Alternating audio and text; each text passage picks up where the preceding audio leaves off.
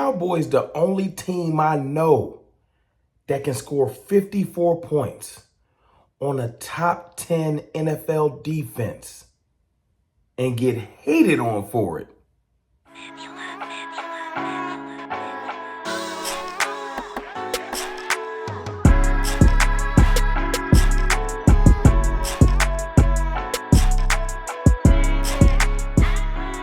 What's good, people? It's your boy, Mr. Rome, Cowboys fan talk, right back like I never left. What's up with y'all, man? Hold on, let me scoot back a little bit. Listen, I'm still enjoying this victory. 35 points on a team that one of our rivals struggled with. Oh, I'm going to enjoy the victory. No question. But, today was funny. Like I've said, appreciate the love, appreciate the support, appreciate all the new subscribers. The live stream last night was dope. We was up at almost 1 a.m. talking our trash, 600 something people in there. It was good. I enjoyed it. I appreciate y'all, man. Today on Twitter, follow me on Twitter, Cowboys_fan talk. Hit 8,000 followers on Twitter, man. It's amazing. Thank y'all for that too. But I'm doing my 1-2, making my rounds, letting people know what the facts are, not listening to none of the haters.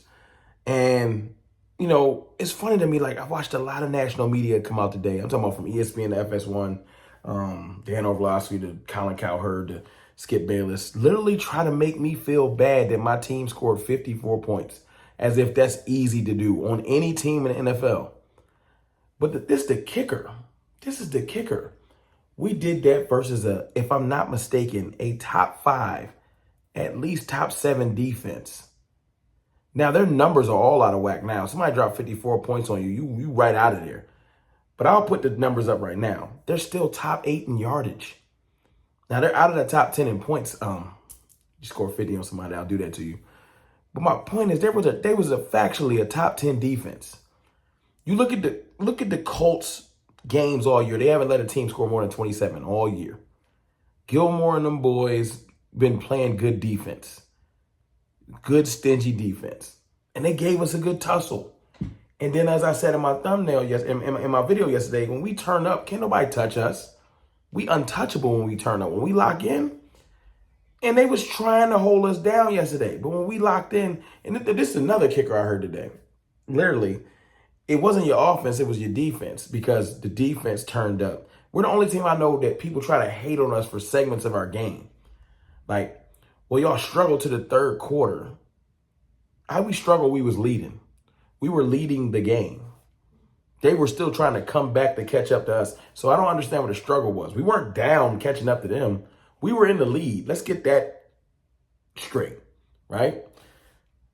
But the other thing, that's why I love having a platform. That's why I love being able to talk my mind to the cartel, to everybody that supports CFT. I get to speak my mind. You know what I'm saying? Because you let national media tell it or the haters tell it, they'll try to make you feel bad. Like I said, we were leading the game, right?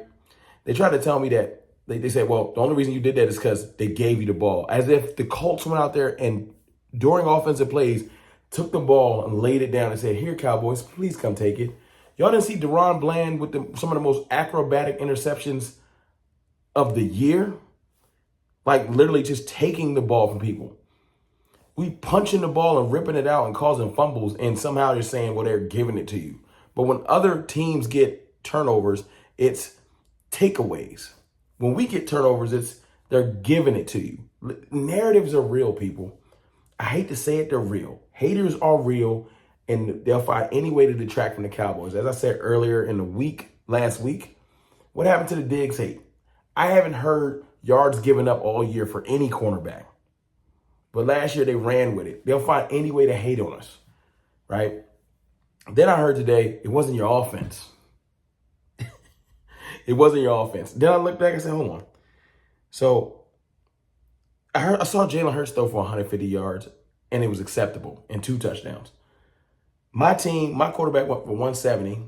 Not the most prolific yardage count, but 3 touchdowns. Those don't count because of air distance of yards. Look how the goalpost moves.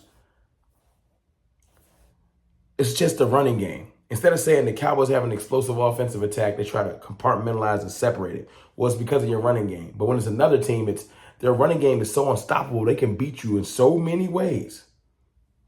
Huh? My quarterback threw three touchdowns. My running backs run for 3 touchdowns. My receiver catches, my number one receiver, CeeDee Lamb, catches a touchdown. He out there getting mixed. He's shaking people up. Michael Gallup goes for 2 touchdowns. But it wasn't the offense. My defensive players scoop and score fumble recoveries.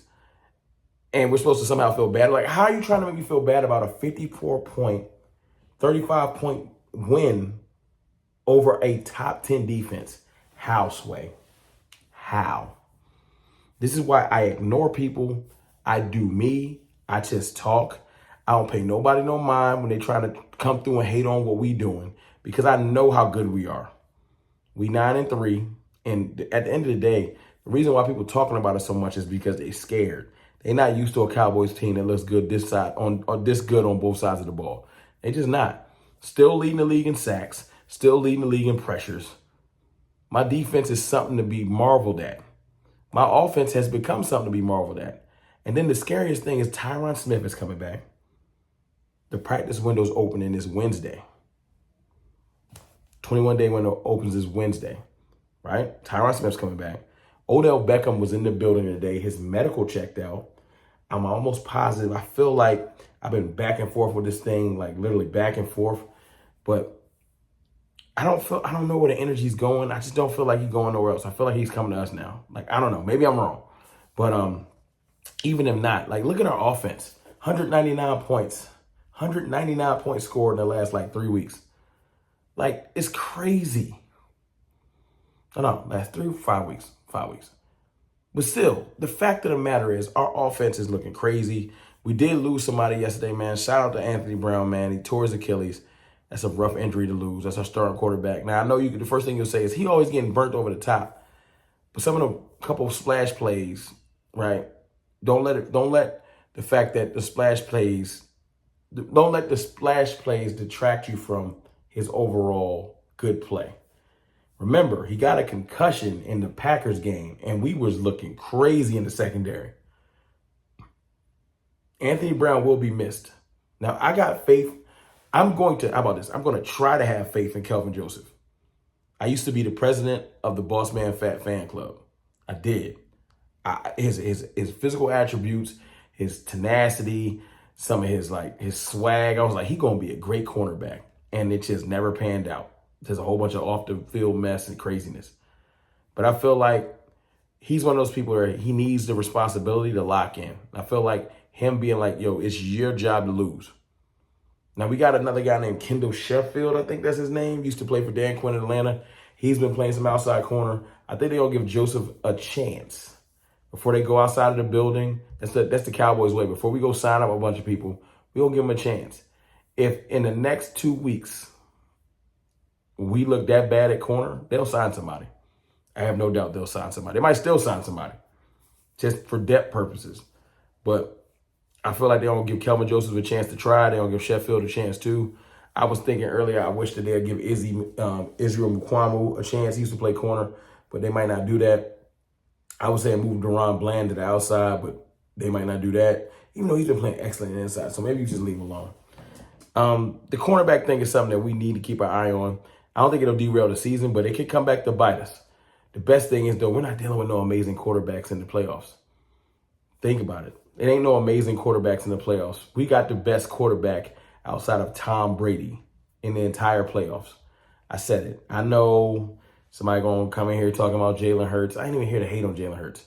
I just, at the end of the day, even though he's having an excellent year, I still feel like my quarterback is better. You can hate on me, call me corny, call me delusional, do whatever you got to do. I feel like Dak Prescott is still better than Jalen Hurts. Although I thought Jalen Hurts is balling, I'm not even here to hate on the Eagles. I'm glad they're a great team. I'm glad. It'll be a great game to see on the 24th what we both really looking like. We're on a collision course, but we got to handle our business. Mission accomplished. I said this is a 4-part series. First part of this series, or first part of this book, handled. Mission accomplished. We handled that. Now, we got to move on, take care of the Texans, handle our business. See, steps at a time.